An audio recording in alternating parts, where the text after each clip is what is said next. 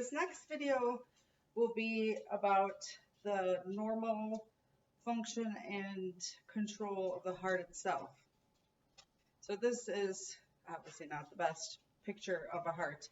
And hopefully this is complete review and you could actually fill in this diagram on your own, knowing that this is the right side of the heart and this is the left side of the heart. So here's our right atrium.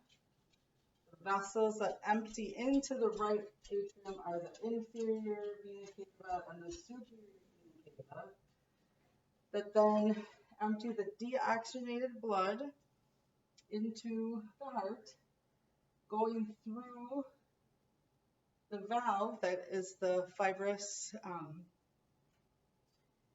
sort of gatekeeper of fluid as it flows between the right atrium and the right ventricle. That valve is the tricuspid valve, and when this ventricle is ready to pump, sorry, that's my dog having fun with the toy. This semilunar valve is the pulmonic semilunar valve, which would then empty into the lungs for oxygenation. It is then the pulmonary arteries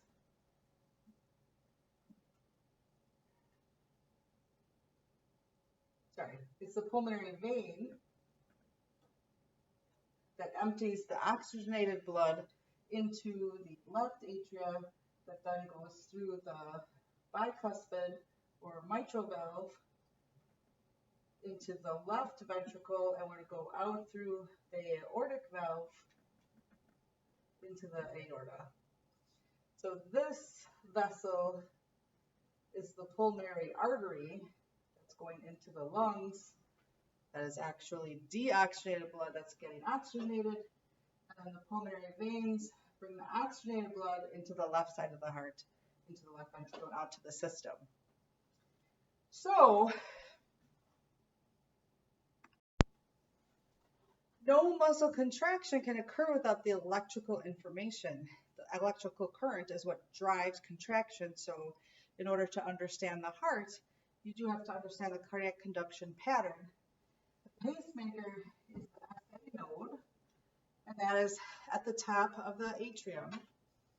When this depolarizes, the electrical stimulus goes down internodal tracts through the atrium and then hits the AV node, then through the bundle of His, the separate right and left bundle branches, and then into each individual Purkinje fiber that goes to each individual myocyte in the ventricle. And in that way, the electrical activity conducts through the heart system. Hopefully, always starting at the SA node, which is the pacemaker, which does get information from the sympathetic nervous system in terms of speed or rate, depending on what our body needs. So we saw how the conduction system was transposed on top of the heart itself. This is how we could see it if we measured it with the electrocardiogram. And when we're doing electrocardiogram tracing, we're only looking at the electrical activity of the heart. It does not tell us how well the muscle itself is functioning. It doesn't give us a read on the muscle, just the electrical activity. So the P wave is the electricity moving from the SA node through the intranodal tracts to the AV node. That's what we're seeing here. This is depolarization of the atria. It is not contraction. Contraction would occur here, otherwise sometimes called the atrial kick, when the last volume of blood from the atrium goes into the ventricle. Then the electrical activity during the QRS is the movement of electricity from the AV node through the bundle of His and the bundle branches and the Purkinje fibers. This is depolarization of the ventricle. The contraction occurs after the QRS. This is when the ventricles contract after they've received the electrical impulse to do that. The QRS wave is always larger and thinner because it's a bigger surface area that has to be traveled, and it is more efficient, so that's why it's larger, and it's much, much faster. It's much more efficient electrical system than on the atria itself. The T wave is repolarization of the ventricle in order to accept a new impulse. There's repolarization in here of the atria, but we can't see it because the QRS is so much larger, so you don't see it there. So if I looked at this, I could also tell when I was going through the different phases of the cardiac cycle. If everything is working normally, we know that the heart goes through two major phases, which is diastole and systole. Diastole is when the ventricles are being filled. So that's rest, so that the largest amount of volume can be accepted. Systole is contraction,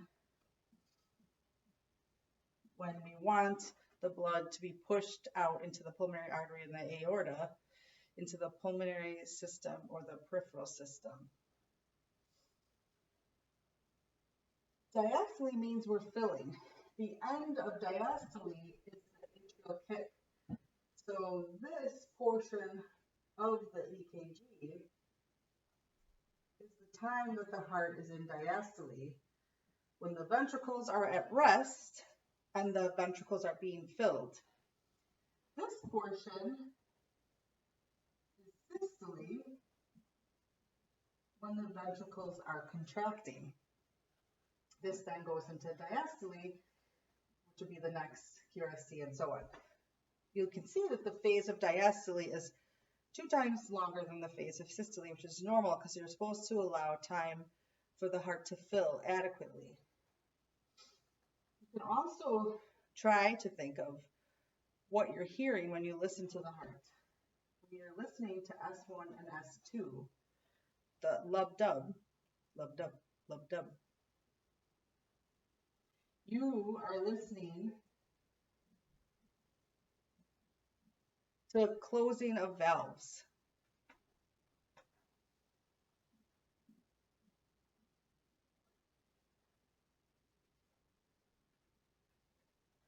So S1 occurs at the start of systole, because that's the shorter one, lub-dub, lub-dub.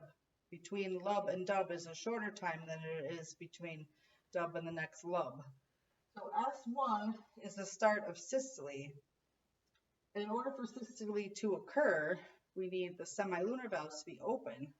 We need the atrioventricular valves, or the bicuspid and tricuspid valves, to be closed. So that's what you're hearing. And then the second heart sound is when the semilunar valves close and the AV valves open for filling to occur.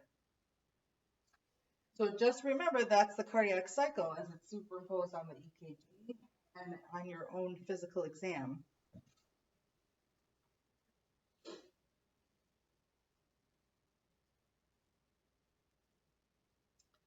During the cardiac cycle, we know that in systole, blood circulates to the rest of the body. That is different than what occurs to the coronary vessels. And there's a slide there to show you that when that action of the valve allows for filling of the coronary arteries, and that's opposite what occurs with the rest of the body. The other thing I want to talk about is then cardiac output. So the whole point of the pump is in order to get oxygenated blood into the system, or the deoxygenated blood into the lungs for oxygenation. So the whole point of the pump is cardiac output. Cardiac output equals stroke volume, or end diastolic volume, or the amount of blood that actually leaves the ventricle and goes into the vessel, not including the blood that's left behind, times the heart rate. And stroke volume itself is determined by preload, afterload, and contractility. Hopefully that sounds somewhat familiar because that is content that is covered during BSN too. So the stroke volume is another way to name that is ejection fraction, or the fraction of blood that leaves with each contraction, because we do want to leave a certain portion of blood inside the ventricle, because if we get rid of all the blood in the ventricle with each beat, then the ventricles stick together and we'll have to overcome surface tension with each heartbeat, and that would not be compatible with life. That's too much energy. So ejection fraction is determined by preload, afterload, and contractility. Preload is the volume of blood in the ventricle at the time of systole. So preload, volume of blood in the ventricle at the time of systole, sometimes called the end diastolic volume.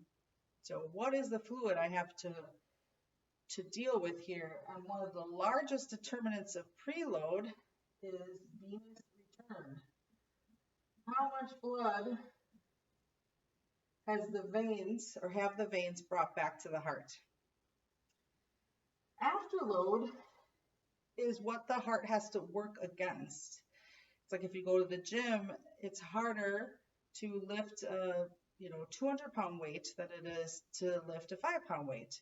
Afterload is peripheral vascular resistance.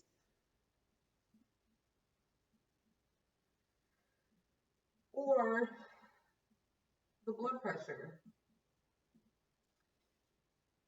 And then contractility is the efficiency and strength of the heart muscle itself. So if everything is working properly, the veins have returned the amount of blood that's needed for the activity you're in at this time, because that's based on, the veins are your reserve, and so it's based on your physical activity, which would increase venous return to the heart.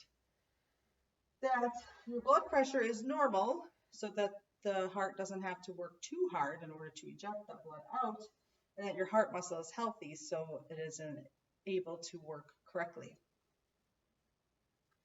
If for some reason I'm not getting enough blood flow, maybe I'm volume depleted, there's venous pooling that could affect the cardiac output.